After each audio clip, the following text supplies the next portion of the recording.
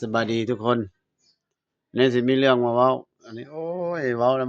มันอุกใจอะมันถึกกับเจ้าของตัวเองอะพี่น้องมันอยากเว้าเรื่องสร้างนี่นะพี่น้องเอ้ยสร้างแปลงรถนี่นะแปลงรถจักรรถ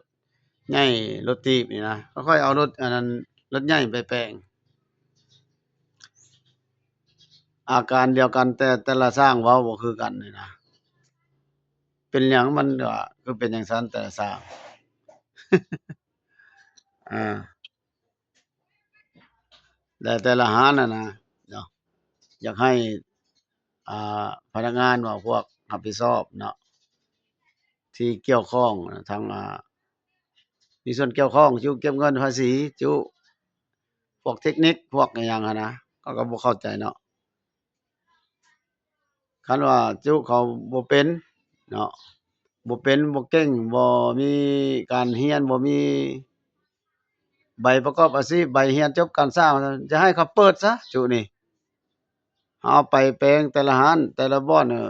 เขาเฮ็ดเพของเฮาซ้ำนะอาเรื่องน้อยๆไปแปลงแบบแฮงเพหลายกว่าเก่านี่นะ อยากให้เบิ่งคิดนำกันพี่น้องว่าเขาก็เมื่อยนำเขาแล้วพวกอะอาธรรมดาเนาะสมมุติเนาะรถค่อยแบบ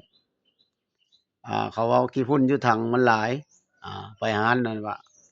หาหนึ่งเนาะไปหาโอ๊ยใส่ปลั๊กคอมันตัน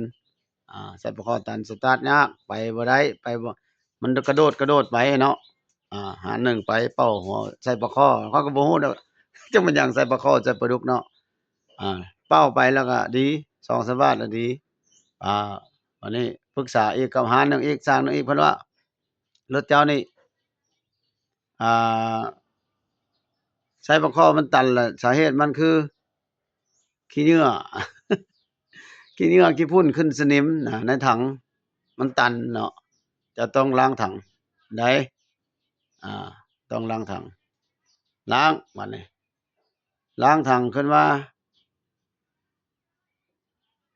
เข็มน้ำมันบ่ขึ้นบาดนี้หั้นอาการยังคือเก่าอาการยังคือเก่าสิ่งที่มันเสียคือไปแล้วเข็มน้ำมันน่ะนะ บ่ขึ้นโซน่าปัดแล้วแต่ขี่ได้บัดนี้อีก2-3มื้อมาอีกคือเก่าอีกสตาร์ตบ่ติดแบบนี้สตาร์ตบ่ติดไปก็กระโดดไปคือกบอะนะบัดไปบัดบ่วันนี้สร้างมาไปอีกสร้างเว้าอีกบัดนี้แหละตัวนี้แหละอ่าสงสัยน้ำมันปุ่นน่ะน้ำมันลงบ่ทันอาบางเทื่อก็หัวฉีดมันตายอาแปลงไปมาๆก็ได้ไปได้แน่นอนรับประกันของแท้ปะมื้ออื่นคือเก่าอีกอามื้ออื่นน่ะโอ๊ยหม้อไฟเจ้าเสื่อมนะเพิ่นเว้าน่ะ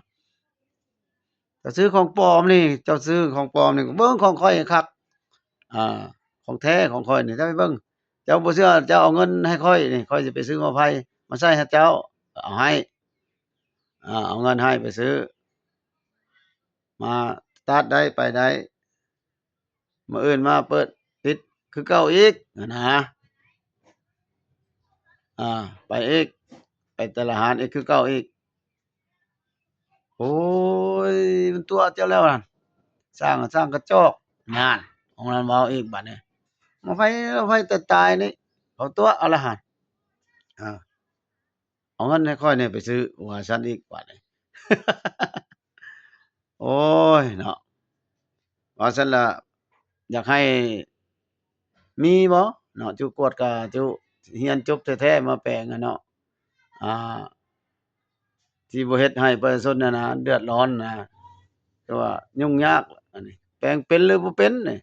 บ่เป็นแล้วบ่ให้เขาเปิดซะพวกนี้อาสั่งให้ปิดร้านบ่เป็นบ่มีใบประกอบบ่มีการเรียนการสร้างล่ะ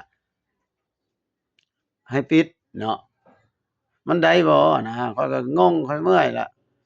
รถอันเดียวนี่แปลงอยู่บ่ยาวบ่เซาร้านนั้นก็ว่าร้านดังร้านนี้ก็ว่าร้านดังเนาะอาไปแล้วคือเก่าอามีบางคนนั่นเอาออกเบิดแกะออกเบิดชิ้นส่วนมันทุกอย่างแล้วล่ะ เป็นสิ้นไปสิ้นมันแล้วสุดท้ายประกอบเข้าเพราะว่ามีแต่แนวเสียสั่งซื้อเบิดเขาอันเอาไผซื้อได้มันก็ออกเบิดหลายล่ะเป็นเป่าอยู่มางหมดก็ตัวจักอันนั้นอืมสุดท้ายมาเก็บใส่เป่าขึ้นรถแก้มาส่งอันนี้อาส่งเป็นเป่ามาสั่งให้ซื้อเบิดซื้อมันก็ซ้ำซื้อรถใหม่แล้วกระดักกระดอหลายเอาเนาะอันนี้ก็เว้าความจริงอะเด้อนี่เด้อคันหารใดบ่เป็นเนาะหารใดบ่มีความสามารถไปเบิ่งซะไปบอกเขาเซาซะสิเฮ็ดเปิดร้านละโลเลเล่น่ะมันบ่ได้เสียหายประชาชนน่ะเสียหายคนเฮานี่เสียหายข้อยถูกมาหลายแล้วเดี๋ยวนี้ก็ยังอยู่รถนี่สร้างมาแล้วก็แก๊กไผก็ว่าได้สร้างเถื่อนสร้างหนังนั่นก็อย่าซะสร้างเถื่อนน่ะที่แบบหมอเถื่อนนี่หมอเถื่อนแล้วจับโลดแบบนั้นไปโลเลเล่สร้างเถื่อนนั่นก็บ่อึดมีแต่คนเก่งพอแต่เอาเงินเจ้า4-5แสนแล้วติดได้ผู้เดียวแล้วมือมาแล้วบ่ได้อีกนะเอาเอาส่ำนี้ก่อนมื้อนี้เว้าความจริงเมื่อยนำเขาเมื่อยนำสร้างนี่